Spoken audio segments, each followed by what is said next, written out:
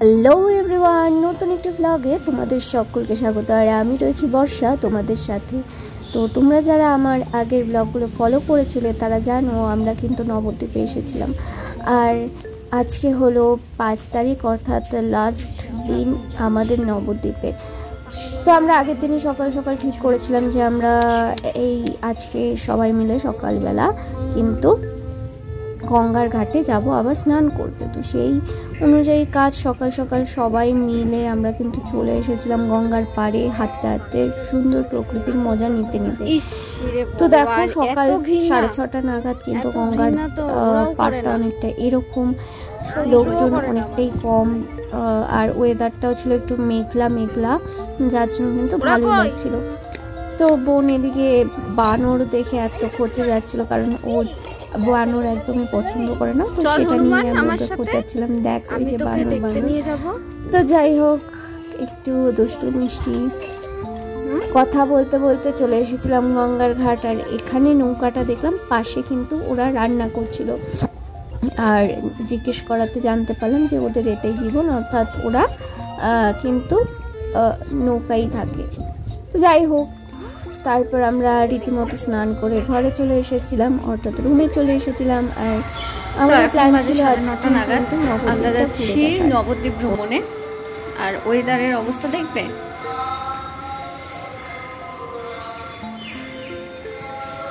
মেঘলা আকাশ। আমরা যাচ্ছি নবদ্বীপ ভ্রমণে, চলো তোমাদেরকেও সাথে নিয়ে যাই। আর আমার পিছনে দেখছো সব আমরা স্নান করেছি, গঙ্গায় স্নান করে জামা কাপড় সব মেলে দেওয়া। ওয়েদার কিন্তু খুবই মেঘলা, যার কারণে প্রথমে ভেবেছিলাম আমরা যেতে পারবো কিনা আদৌ, কিন্তু তারপরে দেখলাম না, ওয়েদারটা মেঘলা হলেও কিন্তু বৃষ্টি ছিল না। তো সেই কারণে আমরা সবাই সাজুগুজু করে আর কিছুক্ষণের মধ্যে বেরিয়ে পড়লাম আমাদের নবদ্বীপ পরিদর্শনের উদ্দেশ্যে। ইতিমধ্যে কিন্তু আমাদের টোটো ঠিক হয়ে গেছিল, 3টে টোটো নিয়েছিলাম, আর পার টোটো 300 টাকা করে পড়েছিল। মানে যা যা ফেমাস রয়েছে এখানে, যেসব মন্দিরগুলো সেখানে পরিদর্শন করব। তো দেখো অলরেডি আমরা বেরিয়ে গেছি আর পৌঁছে গেছি প্রথম যে মন্দিরটা ছিল তার উদ্দেশ্যে। তো সবই ঠিক ছিল, কিন্তু নবদ্বীপে যে মন্দিরগুলো রয়েছে, বিশেষ করে এই যে বাড়ির মধ্যে যে সব মন্দিরগুলো রয়েছে, এখানে না প্রচুর মানে একটা বিজনেস টাইপ হয়ে গেছিলো, যার জন্য সত্যি কথা বলতে আমার ভালো লাগেনি। আমরা অনেক মন্দির স্কিপ করে গিয়েছি, কারণ প্রত্যেক মন্দিরে, সেখানে অনেক মন্দিরেই ঢুকতে গেলে মাথা পিছু 5 টাকা 10 টাকা করে নিচ্ছিল, যার ফলে কিন্তু এই টাকার যে ব্যাপারটা সেটা আমার একদম পছন্দ হয়নি। সেই কারণে আমরা বোনেরা যার যার ইচ্ছা ছিল না তারা বাইরে ছিলাম, আর বাকিরা পৌঁছে গিয়েছিলাম। আর শেষমেশ এই যে এখানে একটা মন্দির তো না, পার্ক টাইপের তৈরি করা হয়েছিল।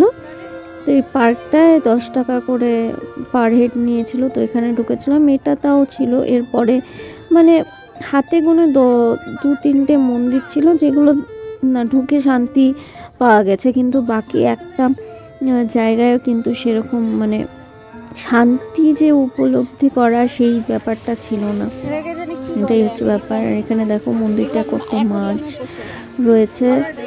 তো এটাই ছিল পার্ক, যেরকম হয় একটা মানে আর্টিফিশিয়াল পার্ক, সব কিছু কিন্তু মানে মানুষে তুলে ধরছিল, সেই ব্যাপারগুলো ছিল এখানে।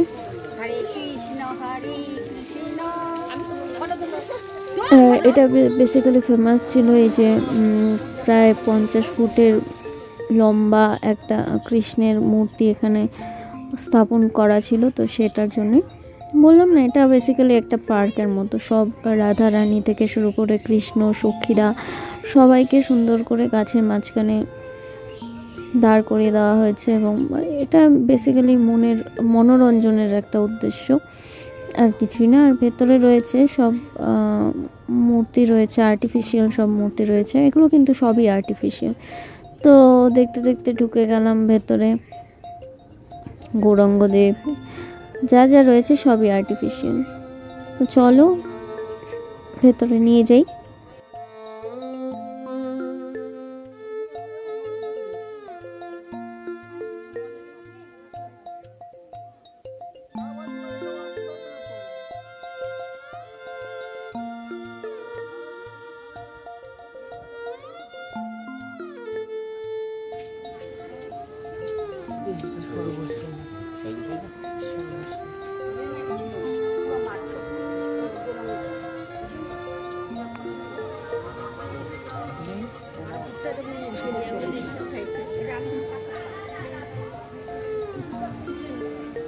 খুলবেন না, কোথায় খুলবো না।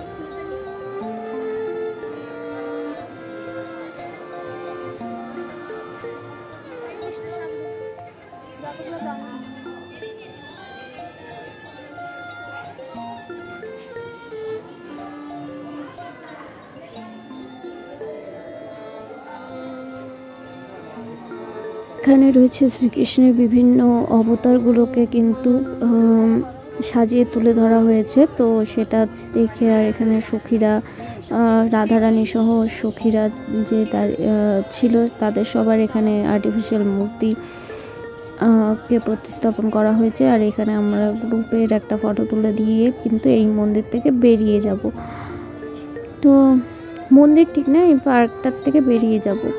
তো এরপর আমরা যাব নেক্সট একটা মন্দিরের উদ্দেশ্যে।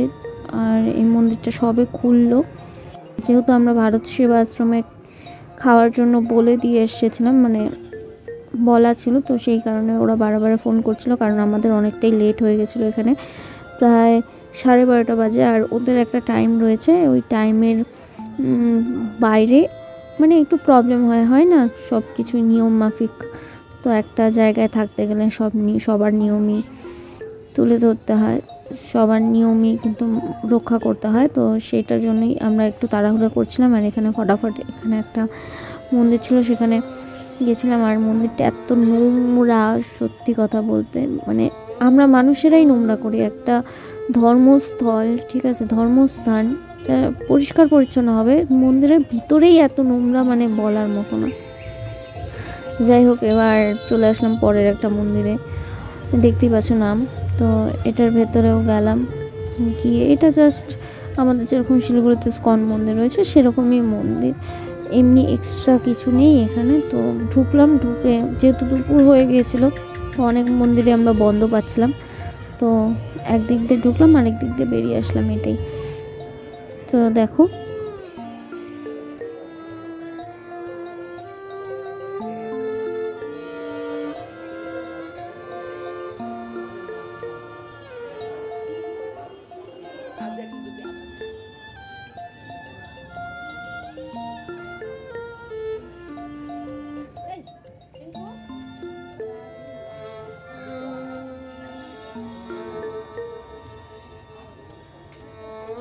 এটা ছিল পরবর্তী একটা মন্দির টাইপের, এটাও স্কন মন্দিরের মতোই ছিল, তো ভেতরটা বন্ধই ছিল। তো এখানে জাস্ট ঢুকে আবার বেরিয়ে আসা।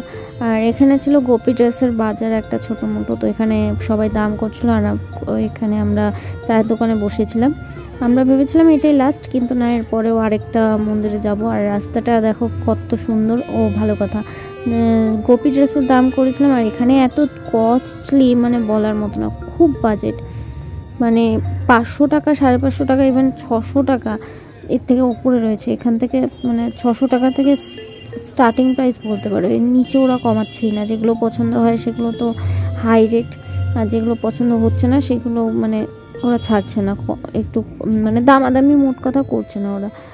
যাই হোক, তো সেখান থেকে হাত উঁচা করে চলে আসলাম। চলে এসে আমরা গেলাম পরের যে মন্দিরটা, অর্থাৎ এটা হচ্ছে জল মন্দির, মানে জলের মাঝখানে একটা মন্দিরটা।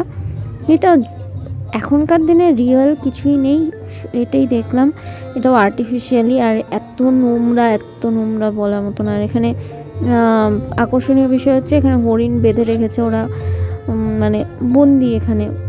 তো এই জিনিসগুলো আমার একদমই পোষায় না, হরিণ বন্য প্রাণী, তো এখানে ওরা না রীতিমতো বন্দি করে রাখা এখানে। আর এটা দর্শনার্থীদের জন্যই, মানে ইনকামের একটা, বিজনেসের একটা রাস্তা আর কি। রাস্তায় বিক্রি হচ্ছে খাবার দাবার, 10 টাকার ছোট ছোট ঠোঙা করে সবজি বিক্রি হচ্ছে, সেটা এসে খাওয়াতে হবে এখানে, মানে নিজে হাতে হরিণকে খাওয়ানো, এটাই আর কি। তো আর কি, আর এখানে খরগোশ ছিল, আর খরগোশগুলো দেখে আমার জিমি ফিমির কথা মনে পড়ে যাচ্ছিলো।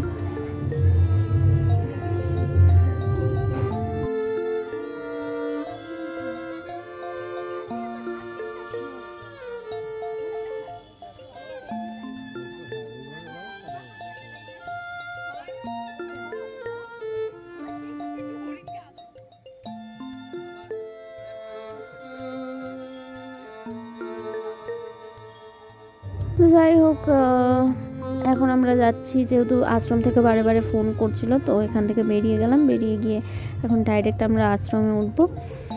তো চলো, ব্লগটা এখানেই শেষ করছি। আর অনেক মজা হলো সত্যি, কিন্তু এর থেকে মায়াপুর আমার বেশি ভালো লেগেছে, পার্সোনাল ওপিনিয়ন। তো চলো, টাটা, দেখা হবে পরের একটা ব্লগে।